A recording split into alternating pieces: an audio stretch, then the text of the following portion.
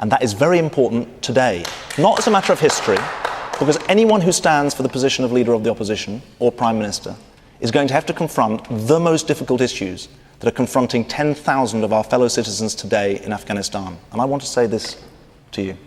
There is a civil war going on in Afghanistan. We need a leader of the opposition and a potential prime minister who understands that the only way to end a civil war is through a political settlement.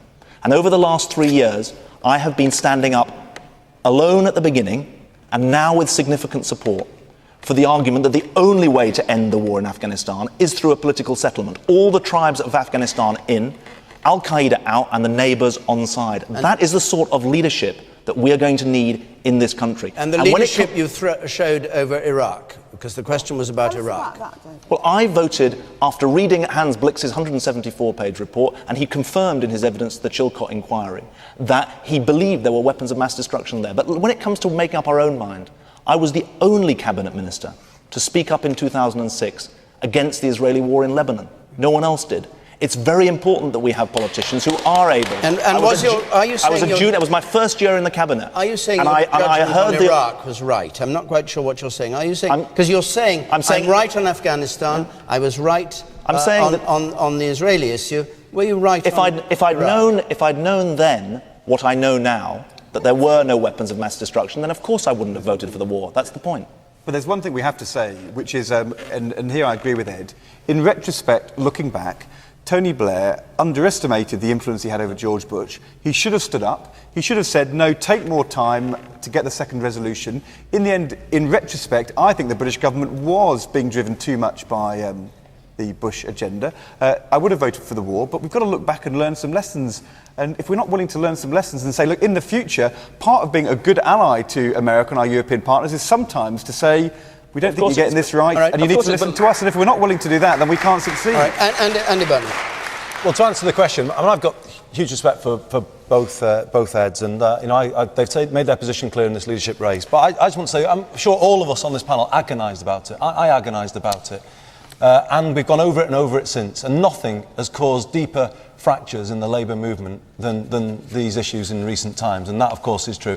I think the problem was that the failure to deal with Saddam at the end of the first Gulf War left in place a situation that was going to have to be confronted again by the international community. I voted for the conflict because the leader of the Iraqi Kurds came to Parliament on the eve of the vote to plead with us to vote for it, because he said we don't know whether he's got the weapons or not, but the very pretense that he holds that he has them keeps our people under his iron grip, and that is why I voted for the conflict. I'm not backing away in this contest, but going forward, Labour does now need to develop a set of principles to guide these decisions of war and peace, as David says, so we can bring the Labour family back together again. So I think in the future, people around the world who are oppressed will look to the British Labour Party to show backbone and resolve to free them from the tyranny that they face. And I think we can't, from this, just back down and say we never take those decisions again. We have a set of principles. It's called international law. That's why so many people are so upset that so many cabinet, because the whole thing was the cabinet didn't stand up to Blair on this. They stood by and watched Blair take us into what I believe was an illegal war. All right. Now, there are a lot of hands up, and I won't be able to include you all. We've got a question. We began with a question from Lauren Butler. We've got another one from her, which I think we'll just take, and we may use it to widen out this discussion in our last few minutes. Lauren Butler. Okay, we recently saw the end of Big Brother after 11 years. If the panel could evict one candidate from the leadership contest, who would they choose and why? Okay. Diane Abbott, you start that one. Terrible. Yeah, it's a terrible question, but it's a terrible business running for leadership of the Labour Party. And you've got to answer it. Diane Abbott, who would you evict? In other words, who do you most disagree with, I suppose? Or who would you least like to see? No. Leading the Labour Party. Oh, no. Well, I'm going to stick to the line I've stuck to throughout, that they're all wonderful, and I wouldn't want to choose between them. All right, well, we won't employ you on Big Brother. Well, anyway, it's over. Ed Miliband. I'm not going to evict any of my fellow candidates. I'm sorry to disappoint, but, you know, the point is we are a team, and we're going to have to be a team after this leadership election is over, and we're going to have to unite as a political party. These are not my enemies. They happen to be my opponents in this leadership contest. And, you know, one of the people on the panel I love very much, so I'm certainly not going to...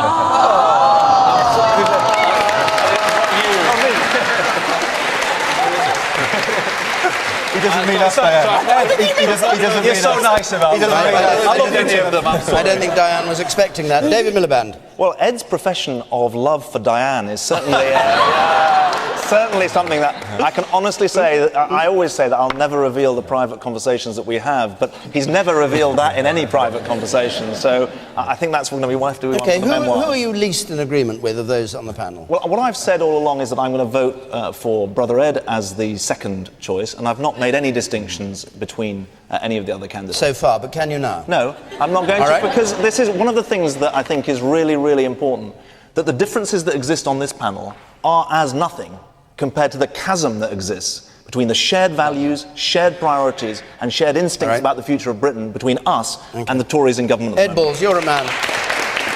You're a man who speaks his mind, according to some diaries. What do you think? Who do you most disagree with? I think leadership is about speaking your mind, but yeah, I think, but not now. Do you know how in Big Brother, when contestants would sometimes go into the room and sit in the chair and beg with Big Brother, let me out, and Big Brother say, no, you've got to stay in. I'm sure all five of us have had a moment where we've begged to be released. Well, you're withdrawing at this stage. No, look, we've all had the odd moment, but at no point have we ever had to wear a catsuit and crawl around on the ground like George Galloway, and that has been one thing we've not been subjected to throughout this campaign. Andy Burnham, and without making a party speech, if you would. Yeah, thank you. We've had a long, long summer together. We've travelled the country together. We've done some 40 or more hustings together. And the most evil question I've heard is this very last question, at the very last hustings that we've ever been given. And your answer to it is? They're all friends, I've got respect for them all, and going forward we'll be a united team for the Labour Party. I think we're evicting you, David. You can evict me, but I'm not standing. We've got a few moments left. A question from you, sir, not about Iraq, but if you've got a comment on what you've heard. I don't want to go back on the topics. Anybody just want to talk about what they've heard or comment on it? You, sir, in the striped tie there. Who will Mother Miliband vote for? What's her first? Who will Mother Miliband vote for? Do we need to know this? No, that was a joke. I made a joke about that. I'm afraid I rashly said at one point in this campaign that my mum would be voting for Diane Abbott. It was a joke. I'm sorry, Diane. I think she's staying out of it. Okay, that's it for question time this week. Now, the result of the voting is going to be announced in 8 days' time. We're going to be in Liverpool before that for the Liberal Democrat conference. Our panel in Liverpool includes Vince Cable, the Business Secretary, and Ian Hislop. And the week after that, we're in Manchester for the Labour Party conference. Panel there will include David Starkey and the actor Brian Cox. Now, if you'd like to come to either of these programmes, there's a new number we've got this season, 0330 123 9988. Or, as ever, you can visit our website, 0330 123 9988. My thanks to all five of you who came for this last confrontation here on Question Time, to all of you who came to take part in it too. Until next Thursday from Question Time, good night.